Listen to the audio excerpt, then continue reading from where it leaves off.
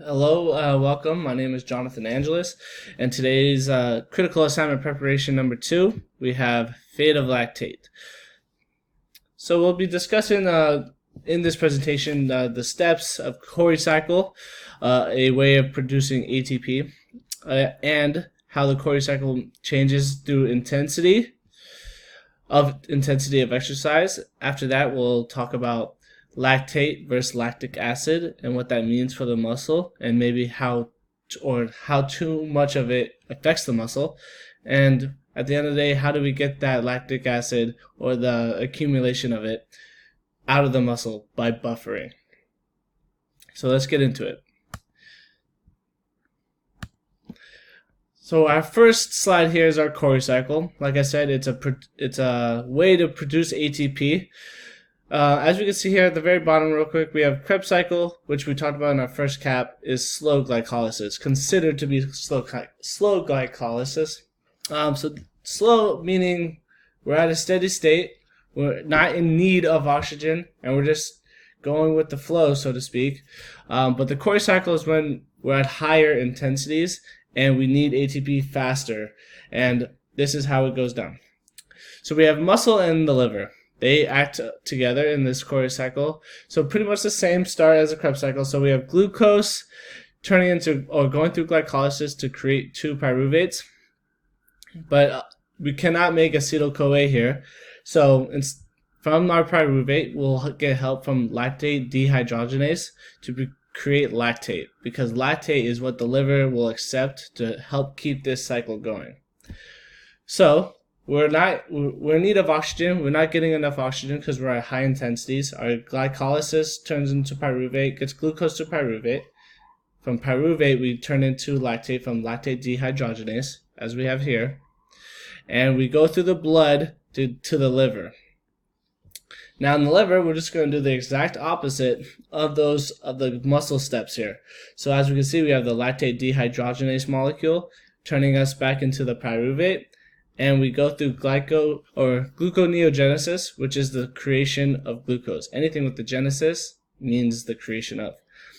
So it's kind of pointless. You might think that we're just going back and forth from glucose, pyruvate, lactate, and back and forth. But the idea is that we want to keep these NADH pluses constant producing, because this will help us go into these molecules will go into the electron transport chain, which we know produces a lot of the ATP that we'd like to have. So when we go through different types of intensities when we exercise, when we're at low intensity, like I said, this is going to be the slow glycolysis, meaning we have enough oxygen, like I said, so we're not too worried about lactate formation or even lactic acid. But at the high intensities is where we are worried about lactate formation. So our lactate threshold is the most amount of exercise intensity that we can endure with keeping less than 1 millimoles of concentration of lactate in the blood.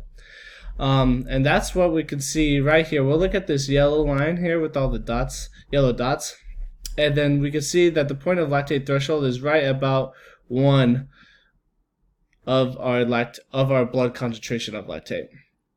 And then the onset of blood lactate accumulation, that's when the highest exercise intensity we can endure to keep, that's just less than 4 millimoles of lactate formation. And that can be seen just 1, 2, 3, 4 right up here. So the difference between lactate and lactic acid is just quite similar. So we get lactate from lactic acid. So the buildup of lactic acid becomes from our muscles not getting enough oxygen, and they're just going through the Cori cycle, but things are backing up.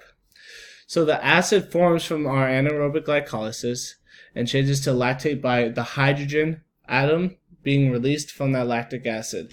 So from here, we create lactate. So if you remove the hydrogen from the acid, it becomes its conjugate base. So this allows us to put the lactate back into the liver to become into glucose again for more energy. The accumulation of lactate really disrupts with our muscle. So any athlete can tell you that when they go through, when they get cramps or when they feel sore after a workout, that's because the lactic acid is present in their muscles. During the exercise, too much lactic acid can disrupt cross bridge in the muscles by interfering with the calcium release of the sarcoplasmic reticulum. And that is something that we definitely don't want because it doesn't help the firing of muscles when we need it to be. But when that happens, what do? The muscle will help buffer the lactic acid out of the muscle. That means just kind of clean it up. So some chemical buffers that are in our physiochemical buffers in our body would be bicarbonate or phosphate. Some of these you can be supplemented with. And usually athletes that train at a high intensity year-round or for their sport have a higher threshold for this. But the idea behind the chemical buffers to get rid of the lactic acid is because it creates weak acids and salts from that lactic acid. This way it's easier for the body to get rid of this waste. It gets rid of the waste by more ventilation from the lungs. The ventilation up from the lungs gives us more oxygen as we cool down, maybe from finishing the exercises, and it gets rid of it through, so oxygen comes in and then we sweat it out, or it goes into the renal glands, or to be secreted through urine. So those are my references, and I hope you enjoyed my presentation.